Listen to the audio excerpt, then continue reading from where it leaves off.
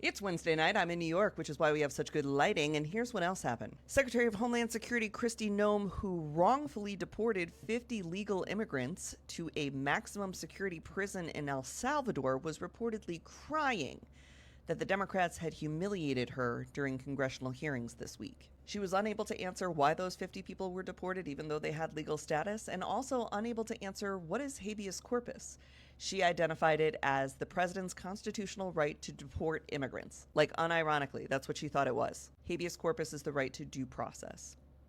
In other weird Washington news, the Pope's brother Lou, who is MAGA and supports President Donald Trump, and who also once tweeted that Nancy Pelosi was a C word, was given audience in the Oval Office with Donald Trump himself. Why isn't he wearing a suit?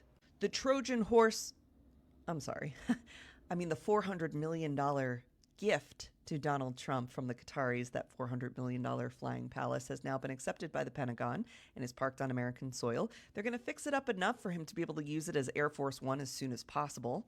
Also arriving at the Pentagon today is Pete Hegseth's pastor from Tennessee, who will be leading a monthly Christian prayer service at the Pentagon.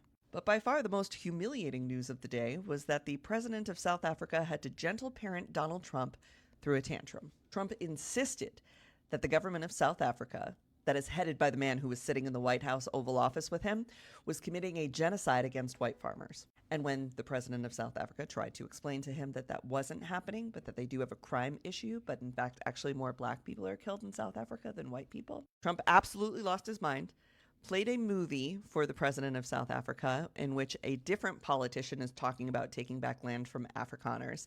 And the president's like, right, but that guy's not the president and he's not in office. He's a different political party and he's expressing himself, but he's not the one in power. Trump flips out again and starts calling for his printouts, which are, just pages of what he believes are true stories about people who are being murdered in South Africa.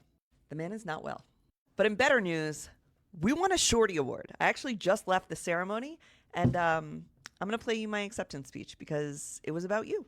Thank my wife for providing the foundational security it takes for me to actually open those news apps and see what's happening out there. I want to thank my mom for constantly telling me, just skip to it, tell me what happened, don't act to it, don't take away from that. I think it was really impactful for my TikTok career. My dad, who worked 40 years in a factory he hated so that I could follow my dreams. My brother and sister continue to believe that I'll hang the stars.